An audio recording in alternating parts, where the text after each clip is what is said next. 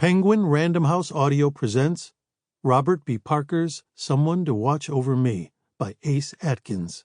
Read for you by Joe Mantegna.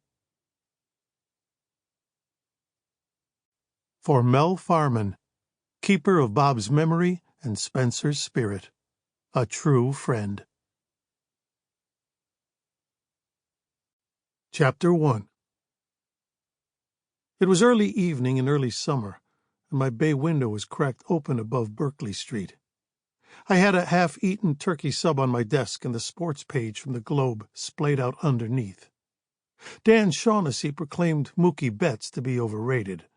I'm sure many said the same thing about me, but I was pretty sure being overrated was better than being underrated, a mistake few made twice.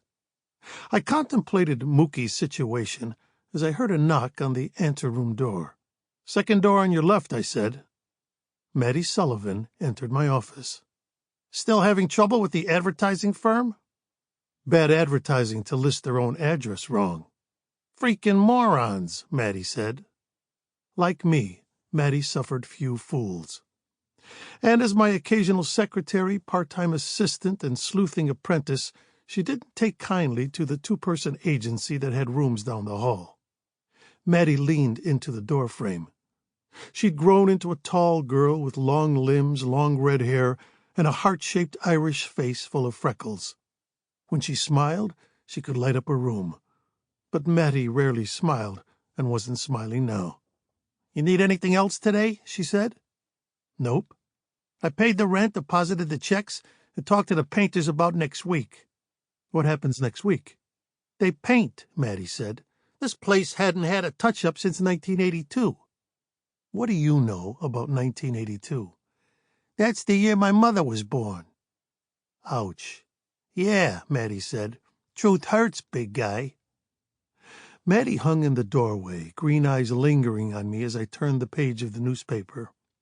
I still bought a physical copy at the newsstand around the corner. I was old-fashioned that way. In fact, Susan reminded me I was old-fashioned in most ways, from my music to my movie choices. But who doesn't enjoy a little Django Reinhardt before their Thin Man triple feature? "Something on your mind?" I said. "I don't know." I looked up from where I'd spread out the newspaper and reached for my coffee mug. Taking a sip, I realized it had grown cold. Mattie, having noted my expression, walked forward, plucked the mug from my hand, and dumped out the cold contents into the sink.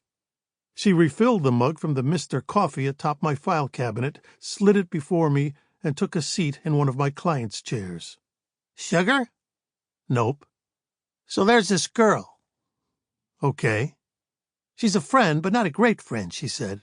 "Just the younger sister of a girl I know. She was a Gaiety girl, too." "Gaiety girl?" "Gates of Heaven Church in Southie," Mattie said. "Christ, keep up, Spenser." I nodded and took a sip of coffee. Mattie demanded, a keen mind and reflexes firing on all cylinders. "So, this girl, her name is Chloe Turner, by the way. Not that it matters to the story, but there you are," Mattie said, leaning forward from the chair. "Chloe comes to me because of the stuff I used to do in the neighborhood. You know, running favors for friends, asking questions to the right people. Finding shit." "Sleuthing."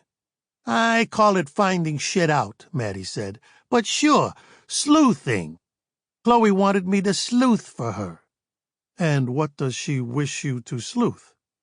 "Chloe lost her backpack and a laptop at some fancy-schmancy club off the Common," she said, "and she wants it back." "Sounds simple," I said.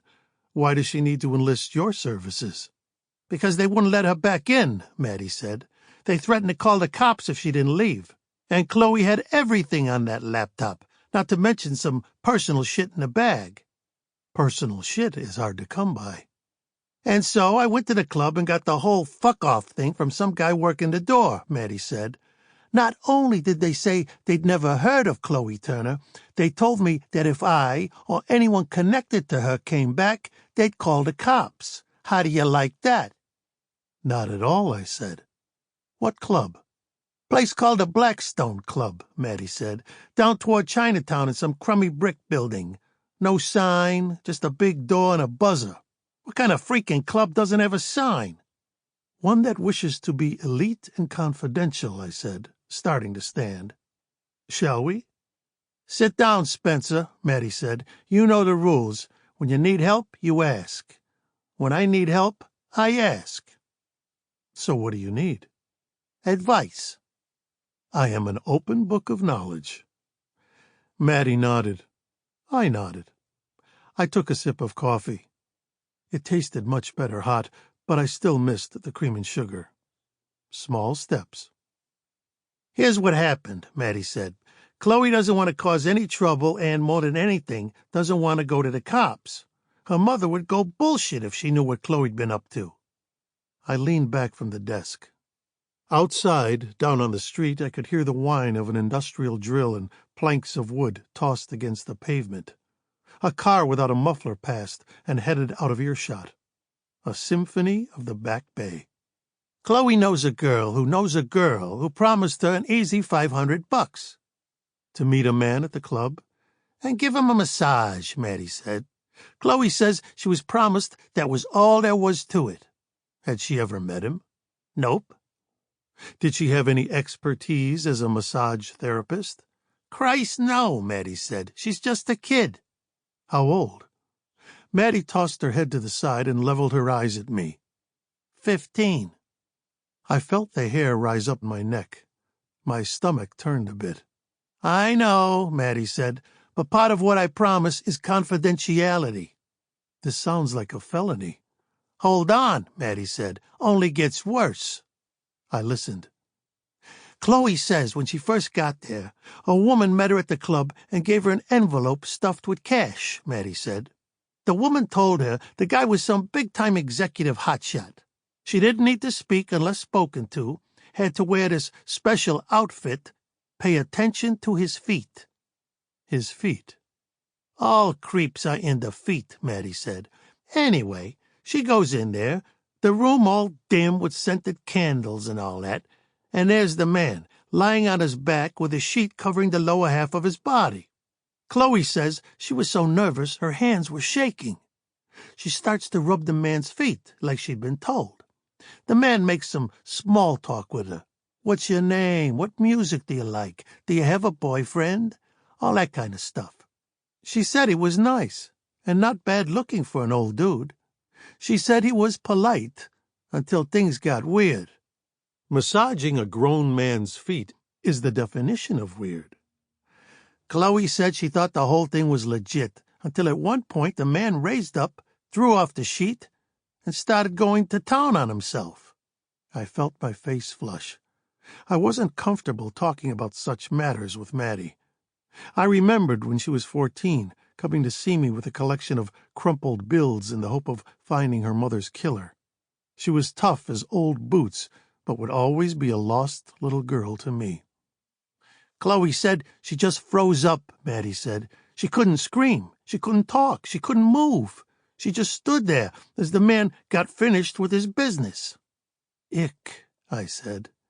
Yep, Mattie said. That's when she bolted from the room and the club and left her clothes, her laptop, inside that backpack. She doesn't want any trouble. She doesn't want to see that man again. All she wants is her stuff. Okay, I said. Let me help. Advice, Mattie said. I only want advice. I'd much rather assist. Maybe I shouldn't have told you. You made the right move. You want to beat the hell out of this guy, she said. Don't you? Chloe should file a complaint with the police. She can't. Why? Because she took the money, Mattie said. Don't you see? That doesn't make what happened right. What would you do? I leaned back in my office chair and kicked my Nikes up onto the side of the desk. I began to mentally run through the collection of creeps I've known over the years. My go-to action would have been physical or public humiliation, perhaps tacking his manhood to the tallest tree in the common. Does Chloe know this man's name? No. Does she know anything about him? Nothing, she said. I already asked. If it were me, I'd go back to this club and tell them they can either turn over the backpack or else you'll tell your story on Channel 7. Say you have Hank Felipe Ryan on speed dial. Sample complete. Ready to continue?